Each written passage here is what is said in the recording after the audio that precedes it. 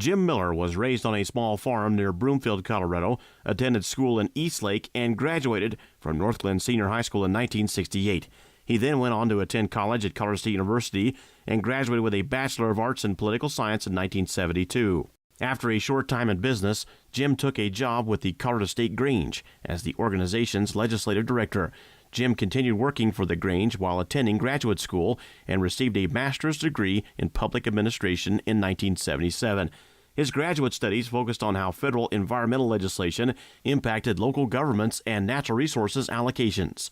Later in 1977, Jim took a position with the state of Colorado's Department of Local Affairs and the Colorado Department of Health, where he worked with rural communities in water quality planning. In 1980, Jim Miller moved to Washington, D.C., swearing to never again work for state government. There in D.C., Jim served as the Assistant Legislative Director for the National Grange, an organization of about 800,000 members nationwide. While with the Grange, Jim handled most of the issues associated with the agriculture and natural resources in the West, including water development, federal land policy, livestock grazing, and environmental legislation. Much of his time was devoted to working to modernize the 1903 Federal Reclamation Act.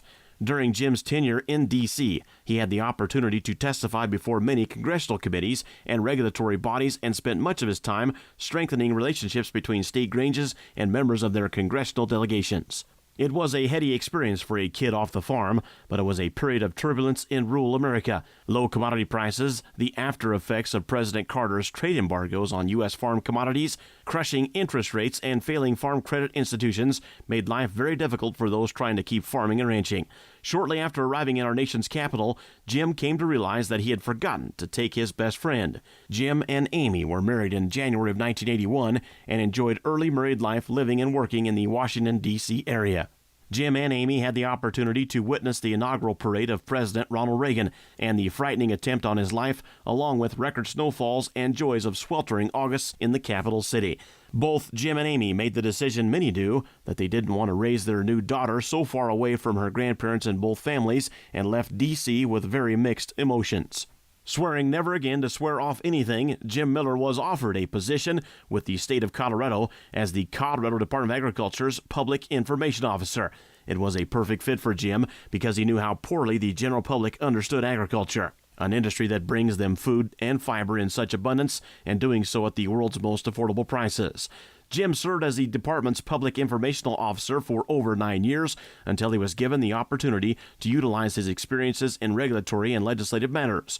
For the next 10 years, he held the title of Director of Policy and Initiatives. In his tenure with the department, Jim worked closely with the staff of 4 governors and directly with 7 commissioners of agriculture, including Tim Schultz, Peter Decker, Stephen Horn, Tom Corliss, Donna Mint, John Stolp, and John Salazar.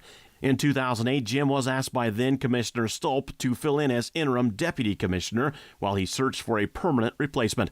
After several offers and some serious persuading, Jim accepted that offer and officially took the deputy commissioner position on a more permanent basis. In this capacity, Jim found it an honor to manage a $36 million agency with an outstanding staff dedicated to working hard for Colorado's agriculture. Upon retiring in April of this year from the Colorado Department of Agriculture, Jim and Amy moved and now make their home in Akron, Colorado, and are living the retirement life. Jim and Amy have been blessed with 2 grown children. Josephine is a registered nurse at Vanderbilt University Hospital in Nashville, Tennessee, and Lucas is attending graduate school at the Institute of World Politics in Washington, D.C. Jim Miller has been the consummate professional throughout his career. Throughout his tenure, Jim has had the privilege of working with numerous governors and ag commissioners. Regardless of the governor or the ag commissioner, the Colorado Farm Bureau knew that Jim Miller was fair, honest, and somebody their organization and their members could always count on at the Department of Agriculture. Your passion will be missed, and we wish you all the best in your retirement out there on the Eastern Plains. Jim Miller, the 2012 Colorado Farm Bureau Service to Agriculture for Outside Farm Bureau Award winner.